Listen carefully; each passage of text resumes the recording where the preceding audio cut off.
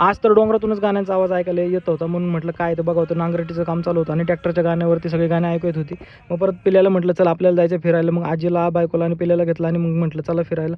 तर फिरायला आलो आज पाथरूडला, कारण तिथं सरकारी बँक आहे आणि त्या बँकेत सगळे मोदीचे पैसे जमा होतात. मग आजी म्हटली चला मोदीचे पैसे आणायचेत, म्हणून स्लिप वगैरे भरून मस्तपैकी मोदीचे पैसे काढले. आजी खुश झाली. आजी म्हटली चला आलेत पैसे तर तुम्हाला खायला घ्या. म्हणून मग पाथरूड हे ठिकाण अख्ख्या भारतात फेमस आहे ते म्हणजे पेढ्यासाठी.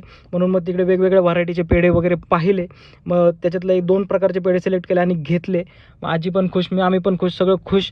मग एवढे गोड पेढे घेतले आणि आजूबाजूला पाहिलं तर खूप सारी पेढ्याची दुकानं तिथं पाहायला मिळते. बघा इथं एक पेढ्याचं दुकान आहे, इकडे एक पेढ्याचं दुकान आहे आणि त्याच्या शेजारीच लगेच लागून दुसरे पेढ्याचे दुकान आहेत. खूप सारे पेढ्याची दुकानं तुम्हाला पाथरूडमध्ये पाहायला मिळतील.